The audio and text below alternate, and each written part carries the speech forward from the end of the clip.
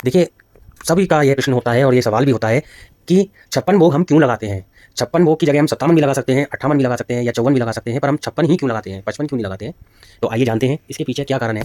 देखिए, 56 भोग का सिर्फ लड्डू गोपाल जी को ही भोग लगाया जाता है, गिरिराज महाराज जी को ही भोग लगाया जाता है और किसी देवता के लिए 56 भोग का भोग नहीं लगाते हैं। इसके पीछे कारण ये है कि जब नंद बाबा अपने विश्वासियों के साथ और यशोदा मैया के साथ बैठकर मीटिंग कर रहे थे, तभी भगवान श्री कृष्ण आते हैं और वह पूछते हैं कि बाबा, ये किस बात की यहाँ पर मीटिंग चल रही है, किस बात की ये चर्चा हो रही है कि ये आप लोग कहाँ जाने की तैयारी कर रहे हैं और ये किसकी पूजा की बात हो रही है और ये इतने पकवान जो बन रहे हैं ये किसके लिए बनाए जा रहे हैं बाबा?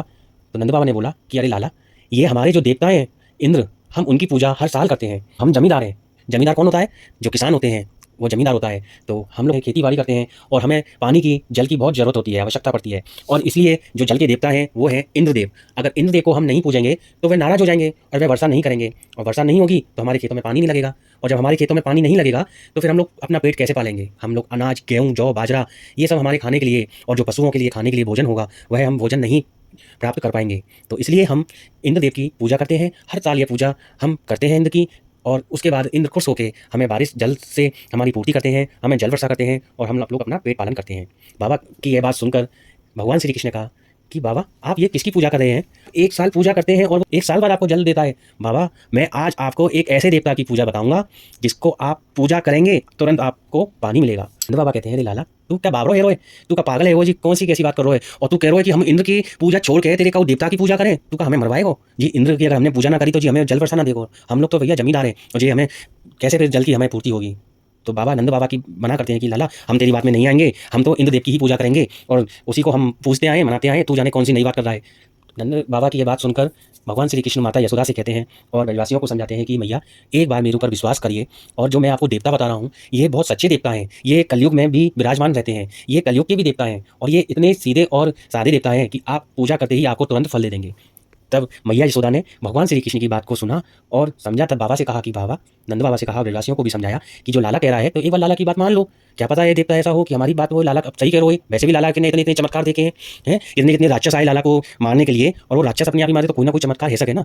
तो एक बार लाला की बात मानो। तो जब सब लोग लाला श्री कृष्ण की बात को मानते हैं और तैयारियां शुरू कर देते हैं जतिपुरा जाने की, कि जतिपुरा में जो देवता है गिरिराज महाराज, उनकी पूजा के लिए सभी विश्वासी और अपने अपने घरों में खाना बनाते हैं। किसी के कढ़ी बन रहा है, किसी के यहाँ पे चावल बन रहे हैं, कहीं बाजरा बन रहा है, कहीं पे रोटी बन रही है, तो कोई मिठाई बना रहा है, तो कोई शरबत बना रहा है, तो कोई रूअफ़ज़ा बना रहा है, तो कोई लस्सी बना रहा है, कोई गुलाब जामुन बना रहा है, तो कोई जलेबी बना रहा है और सब लोग मिठाइयों को, खाने को, प्रसाद को बना बना के और गाड़ियों में, बैलगाड़ियों में लाद के और चल देते हैं गिरिराज महाराज की जय बोलकर।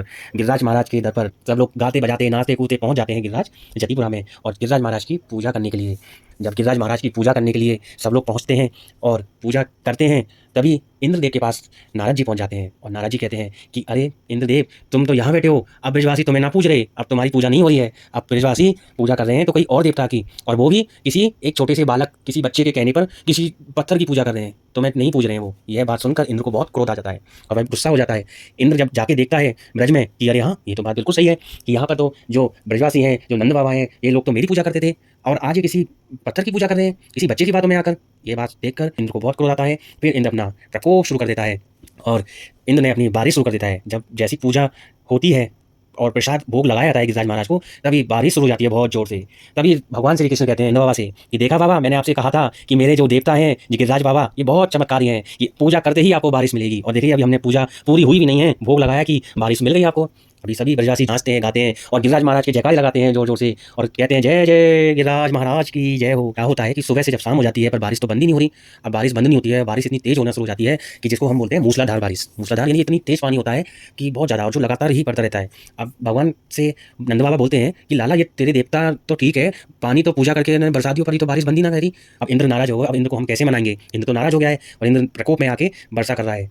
तो तभी भगवान एक अपनी कन्नी उंगली उठाते हैं और उस कन्नी उंगली पे जो गिरिराज महाराज का जो पर्वत है, विशाल पर्वत है, विशाल अखंड पर्वत है, उस पर्वत को उठाते हैं अपनी कन्नी उंगली पर। सभी ब्रजवासी, गाय, पशु, बच्चे, बचिया, गाय, मैया यशोदा, गोपी, ग्वाल सब पर्वत के नीचे जाते हैं और सब लोग वहीं नाच कूद और अपना आनंद लेते हैं। 7 दिन तक लगातार घनघोर बारिश होती है, मूसलाधार बारिश होती है। इंद्र देखता है कि अब मैं देख के आऊँ कि पूरा ब्रज अब तो डूब चुका होगा, पूरा ब्रज में पानी पानी हो गया होगा। जब इंद्र ने नीचे आके देखते हैं तो वहाँ पर सब में सूखा सूखा मिलता है, कहीं कोई पानी की एक बूंद उनको नहीं दिखती है। ऐसा लग ही नहीं रहा था कि यहाँ पे कोई मूसलाधार बारिश हुई है। मूसलाधार तो छोड़िए, यहाँ पे कोई बारिश हुई है ऐसा प्रतीक ही नहीं हो रहा था। मूसलाधार बारिश से ब्रजवासी कैसे बच सकते हैं? ऐसा कौन चमत्कार है, ऐसा किसका हुआ है? तभी भगवान श्री कृष्ण इंद्र को अपना स्वरूप दिखा देते हैं, अपना रूप दिखा देते हैं। भगवान श्री कृष्ण अपने विष्णु भगवान के रूप में आ जाते हैं और इंद्र उनके चरणों में लोटपोट हो जाते हैं, उनके चरणों में दंडवत प्रणाम करते हैं और क्षमा याचना करते हैं कि प्रभु मुझसे गलती हो गई है, मुझे क्षमा करिए, मैं आपके जो आपको समझ नहीं पाया, आपके रूप को, आपकी लीला को मैं समझ नहीं पाया था कि आपकी लीला चल रही है, प्रभु मुझे क्षमा करिए। तो भगवान से विष्णु उनको इंद्र को क्षमा करते हैं और उनसे कहते हैं कि मेरे विश्वासी हैं, ये भोले वाले हैं, इनको कभी परेशान मत करना, इनको कभी भी कोई दुख मत देना। और जो गिरिराज महाराज पर्वत है यह साक्षात कलयुग के देवता है, तो इनका भी आप ध्यान रखना। इंद्र भी भगवान की पूजा याचना करते हैं और गिरिराज महाराज की जयकार बोलते हैं और गिरिराज महाराज के भी उन पूजा अर्चना करके इंद्र अपने धाम को चले जाते हैं।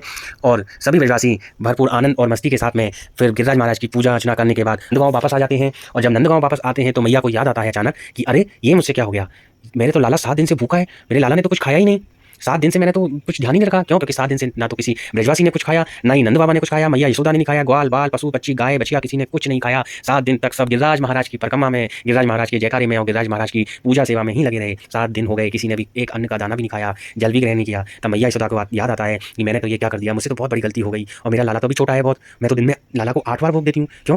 मैया यशोदा लाला को, कन्हैया को 8 बार भोग लगाती थी, एक दिन के 8 बार भोग।